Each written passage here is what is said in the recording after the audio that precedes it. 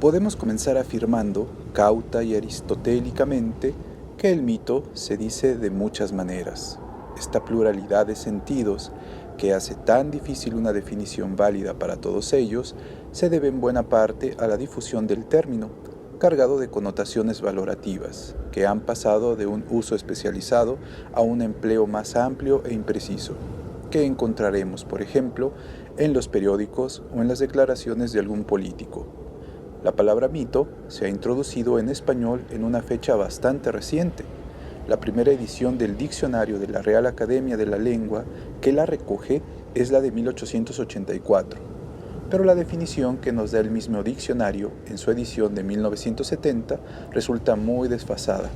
Definir el mito como fábula, ficción alegórica, especialmente en materia religiosa, es equívoco e inadecuado.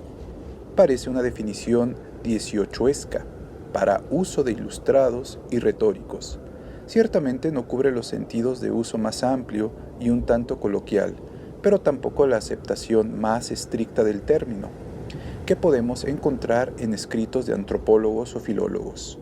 Un mito no es una fábula ni una alegoría, y solo desde una óptica racionalista podría definirse como una ficción. El uso más amplio actual está basado, al parecer, en una extensión en la aplicación del término, a partir de sus connotaciones. A lo que es fabuloso, ejemplar, extraordinario, prestigioso, increíble, puede adjudicársele la etiqueta de mito. Fulgurantes figuras del cine y la canción, por ejemplo, pasan a ser míticos. Y también se aplica el término a alguna idea que coincida en estos trazos. La connotación peyorativa de mito como relato fabuloso y por tanto ficción ha influido también en otros empleos. Pero no es de ellos de los que vamos a tratar en este libro, aunque no cabe duda de que la reflexión sobre la fortuna del vocablo a partir de usos primero figurados y luego imprecisos del mismo sería muy sugerente. Preferimos dejar el tema apuntado. Tampoco entraré en la significación de mito en la teoría de Roland Barthes. En Mythologies, a partir de estos usos, Barthes intentó edificar una teoría mítica, desarrollada con su ingenio y brillante dialéctica, que me parece interesante y original, pero que está situada en otra perspectiva, la de un enfoque semiótico y sociológico, que la que vamos a presentar aquí. Tras estas advertencias preliminares, conviene ya decir que incluso en su aceptación más académica o restringida, la definición del mito parece harto ardua. Antropólogos, filólogos, psicólogos, sociólogos y teólogos manejan al término con tal variedad que se ha dicho que recubre connotaciones infinitas, aun suponiendo que en todos estos usos quede una denotación común. Las variadas perspectivas sobre los mitos hacen que las acepciones peculiares privilegien determinado aspecto del mito y un significado que conviene al propio teorizar, de manera que a veces parece difícil encontrar un mínimo común semántico entre estos variados usos. ¿Hay acaso tantas definiciones del mito como enfoques sobre él, incluso ciñéndonos al tiempo más reducido de los estudiosos de las mitologías históricas? Hay una gran variedad de definiciones. Entre los antropólogos, tanto los funcionalistas como Malinowski y tras él Mircea Eliade, como los estructuralistas como Claude Lévi-Strauss, han enfocado el estudio de los mitos desde una concepción unitaria, pretendiendo así encontrar una única función significativa a los mitos, bien en su significado social o en su valor como instrumento intelectual, en una mentalidad arcaica. Tales intentos han sido enormemente instructivos y esclarecedores, pero cabe contra ellos una protesta como la de G.S. Kirk, cuando advierte: no hay ninguna definición del mito, no hay ninguna forma platónica del mito que se ajuste a todos los casos reales. Los mitos difieren enormemente en su morfología y su función social. Las críticas de Kirk, que ha escrito dos excelentes libros sobre los mitos antiguos y en especial sobre los griegos, desde su perspectiva de helenista e historiador del pensamiento, me parecen muy aceptadas como punto de partida para una reflexión general. Creo que tiene razón al denunciar el unilateralismo de estos enfoques hermenéuticos que parten de una teoría excesivamente unitaria y rígida, pero, aunque me parece muy sano su escepticismo y su eclecticismo, me gustaría más compartir el segundo que el primero, al menos en un intento metódico, es decir, Admitimos que los mitos tienen formas y funciones varias, tal vez unas más significativas que otras, y que podamos combinar enfoques diversos para una comprensión más cabal de los mitos y la mitología. ¿Excluye esto cualquier definición de los términos? ¿Supondría la renuncia a un método preciso que requiere una previa delimitación de sus objetos y objetivos en el resultado de la mitología? Mitología es un término que, como veremos luego, tampoco le gusta nada al profesor Kirk. Intentemos no tirar el niño con el agua de la bañera, como desde luego no lo hace el autor recién mencionado. La cautela inicial está bien, prescindamos de acertos tan simplistas como este. Mitos son historias de dioses. Quien habla de mitos tiene, por tanto, que hablar de dioses, de lo que se deduce que la mitología es una parte de la religión. Jean de Vries. Está claro que muchos mitos no tratan de dioses, aunque muchos e importantes lo hagan, o incluso haya una notable predilección por esos personajes en los mitos. Y hay relatos míticos alejados de lo religioso, más conectados con el cuento popular, ese folk tale que con la fe religiosa. Los mitos ofrecen una sorprendente variedad de temas, motivos y funciones en los distintos pueblos y culturas, y el intento reduccionista de dar una explicación única y subsumirlos todos bajo un único concepto puede parecer sectario. Sin embargo, el rechazo de una definición general mínima que nos permita distinguir qué es lo que consideramos propiamente un mito y qué no, es decir, advertir qué usos del término consideramos pertinentes y qué aceptaciones desestimamos en la batahola de sus aplicaciones, nos parece extremado. Preferimos partir de una definición mínima que permita delimitar el objeto del que vamos a tratar. En este sentido, propondré la siguiente. Mito es un relato tradicional que refiere la actuación memorable y ejemplar de unos personajes extraordinarios en un tiempo prestigioso y lejano. El mito es un relato, una narración que puede contener elementos simbólicos, pero que, frente a los símbolos o a las imágenes de carácter puntual, se caracteriza por presentar una historia. Este relato viene de tiempos atrás y es conocido de muchos y aceptado y transmitido de generación en generación. Es lo contrario de los relatos inventados o de las ficciones momentáneas. Los mitos son historias de la tribu y viven en el país de la memoria comunitaria. La tradición mítica es un fenómeno social que puede presentar variaciones culturales notables, pero que existe siempre. El relato mítico tiene un carácter dramático y ejemplar.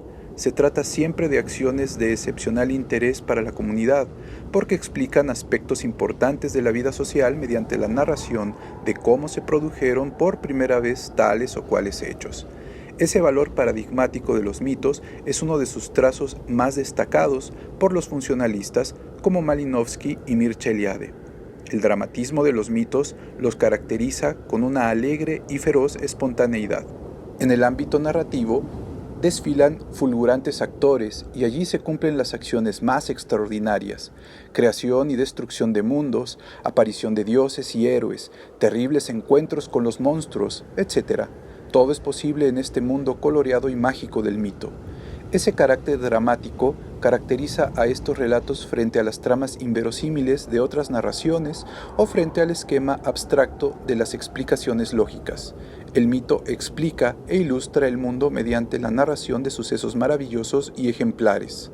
Los actores de los episodios míticos son seres extraordinarios, muy a menudo seres divinos, ya sean dioses o figuras emparentadas con ellos, como los héroes de la mitología griega. Son más que humanos y actúan en un marco de posibilidad superior al de la realidad natural. Ahí están los seres primigenios, cuya acción da lugar al mundo, y los dioses que intervienen en el orden de las cosas y de la vida humana, y los héroes civilizadores que abren caminos y los despejan de monstruos y de sombras. En fin, ahí están los héroes extraordinarios cuyas acciones han marcado y dejado una huella perenne en el curso del mundo. Mediante la rememoración de estos sucesos primordiales y la evocación de estas hazañas heroicas y divinas, las narraciones míticas explican por qué las cosas son así y sitúan las causas de esos procesos originales en un tiempo primordial. Hay unos temas esencialmente míticos, los que se refieren al comienzo de las cosas, la cosmogonía y la teogonía, y los que se refieren al final de todo, al más allá de la muerte y del tiempo terrestre, la escatología. Pero los mitos explican también la causa de muchos usos y costumbres de más o menos importancia que son de interés colectivo. Los mitos tratan del comienzo, del arché y de las causas del universo y en especial de la vida humana. En ese interés explicativo y etiológico, sufren luego la competencia de la filosofía en la cultura griega desde el siglo VI a.C. Pero la explicación mítica es la más antigua y en cierto modo subsiste replegándose a ciertos temas al enfrentarse con otros tipos de explicación, más lógicos o científicos. Los hechos narrados por los mitos revisten una forma dramática y humanizada, de modo que sus actores pueden tener forma humana un tanto magnificada, como los dioses y los héroes griegos, por ejemplo, o no, como los seres monstruosos primigenios de muchas mitologías, pero actúan y se mueven animados por impulsos como los de los humanos. Así, por ejemplo, el cielo y la tierra, que están en los comienzos de los relatos cosmogónicos, se aman, se unen y se separan como una pareja de amantes, y los poderes sobrenaturales se engendran y destruyen como los animales. En cierto modo, podemos decir que la figuración de las fuerzas naturales en formas próximas a lo humano es un rasgo básico en la representación mítica. El antropomorfismo de los dioses es uno de los trazos más característicos de la mitología griega, pero tal vez podríamos postular que ese humanizar la naturaleza en cuanto a representarla como poblada o animada por seres sobrenaturales dotados de formas, deseos e impulsos próximos a los de los hombres, se encuentra en la raíz de todo el pensar mitológico. Hay dioses con formas monstruosas, como los egipcios con cabeza de animales, o los de la India, que multiplican sus brazos o aparecen como tremendas fieras o sabios elefantes, ciertamente. Pero bajo todas esas máscaras se mueven como seres humanos dotados de una inmensa libertad de acción y un incalculable poderío. Los mitos nos ofrecen una explicación del universo animado por fuerzas y figuras de rostro humano, es decir, con sentido a la altura del hombre. Ya sea que esto se explique porque Dios hizo al hombre a su imagen y semejanza, o al contrario, esta humana animación del cosmos nos parece algo muy significativo. La ingenuidad del mito no se plantea ninguna duda sobre este supuesto. La explicación filosófica significa, desde un comienzo, la renuncia a él. Entre afirmar que el fundamento y el origen del mundo, el arché de todo, es océano, como dice un antiguo mito helénico, o afirmar que es el agua, como afirmó Tales de Mileto, hay una enorme distancia. La actitud espiritual con que el filósofo se enfrenta a las cosas está opuesta a la del creyente en los mitos. Para quien toda la vida está marcada por los efectos de una historia sagrada que ve en la naturaleza las huellas de las divinidades creadoras y organizadoras del mundo. Para él, las cosas son así porque los dioses las hicieron así, y hay que vivir según unas pautas que los dioses o los héroes marcaron con su acción ejemplar. En las ceremonias festivas, en los ritos y en la mímesis de los dramas sacros, el creyente revive y rememora esa historia sagrada y así participa en la recreación de esos hechos. Las narraciones míticas nos hablan de un tiempo prestigioso y lejano, el tiempo de los comienzos, el de los dioses, un tiempo que es el de los orígenes de las cosas, un tiempo que es distinto del de la vida real, aunque por medio de las rememoraciones y evocaciones rituales puede acaso renacer en ese otro tiempo que los mitos australianos llaman el tiempo del sueño, es aquel en el que los seres sobrenaturales, dioses y monstruos originarios actúan y con sus acciones crean las cosas. Es el tiempo de los orígenes. Los ritos unidos a la recordación de tales o cuales sucesos míticos tratan de establecer una comunicación con ese tiempo fundacional y sagrado. En muchas culturas nos encontramos con un mito que nos cuenta el deterioro progresivo o simplemente la ruptura temporal entre el tiempo primordial y el de nuestra vida. Así, en el Próximo Oriente y en Grecia tenemos el mito de las edades, designadas con nombre de metales para referir esta decadencia. En la versión hesiódica son las edades de oro, de la plata, del bronce, de los héroes. y del hierro. Los humanos vivimos en esta edad, la del hierro, lamentable y obscura. Sería fácil encontrar ejemplos paralelos en otros pueblos. Insistir en la función social que tienen los relatos míticos es muy conveniente. Tanto Malinowski como Mircea Eliade, por citar solo dos nombres bien conocidos, han destacado este aspecto funcional de los mitos. Ahí podemos encontrar un punto de apoyo para la distinción entre mitos y cuentos populares. Ya lo señaló también Vladimir Prop en su obra Las raíces históricas del cuento popular. El mito es sentido como serio y veraz, con un halo de solemnidad variable, pero que está unido en muchos casos al cariz religioso de los mitos fundamentales, aunque es un trazo más amplio que el de su carácter religioso. Pensemos, por ejemplo, en algunos mitos heroicos griegos. Parece discutible que todos tuvieran un trasfondo religioso, y la desproporción frecuente entre mitos y ritos en el mundo helénico apoya esta distinción. Sin embargo, cualquier historia mítica conserva un valor paradigmático, como ejemplo heroico, que es distinto del matiz de entretenimiento y diversión de otros relatos del folclore, sean cuentos maravillosos o historietas del tipo novelesco. Sé bien que en algún caso concreto esa distinción puede ser difícil de trazar, pero en la teoría general resulta útil y clara, y creo podríamos postularla como universal, aunque es cierto que en muchos cuentos populares puede rastrearse el eco de algunos mitos, o que tales cuentos pueden verse como mitos decaídos. Unos y otros relatos pueden distinguirse por su función social.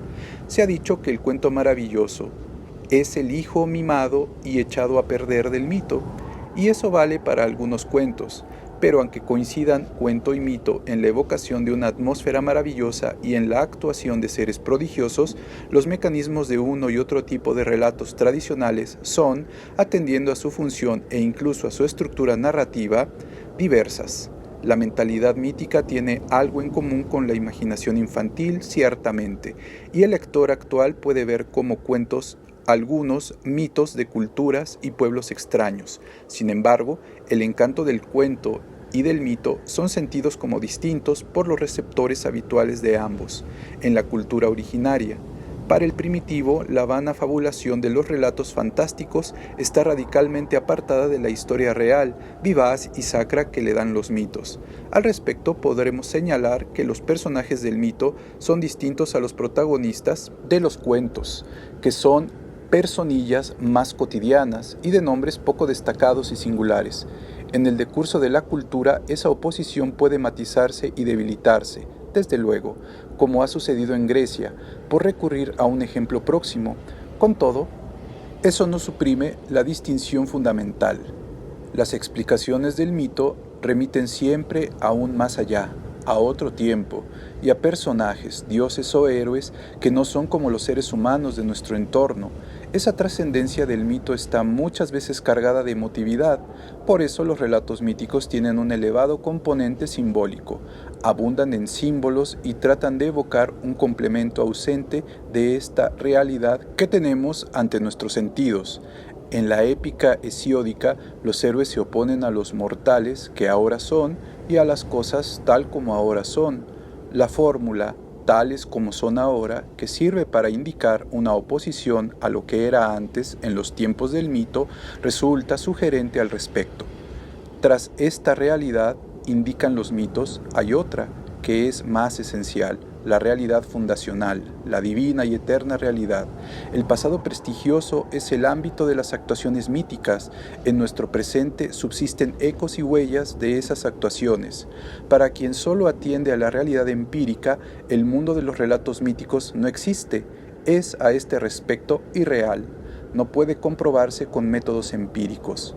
Por otro lado, nuestras leyes no están vigentes en el ámbito mítico de un modo absoluto, aunque es cierto que el mundo de los mitos está elaborado a imagen y semejanza del nuestro, y por tanto sus criaturas son antropomórficas, como ya hemos comentado, pero se mueven sobre un campo muy amplio de posibilidades. De ahí una cierta relación entre el ámbito maravilloso de los mitos y el mágico de los cuentos y de las historias fantásticas. Por eso, el uso vulgar califica de míticos sucesos o figuras fascinantes e inverosímiles.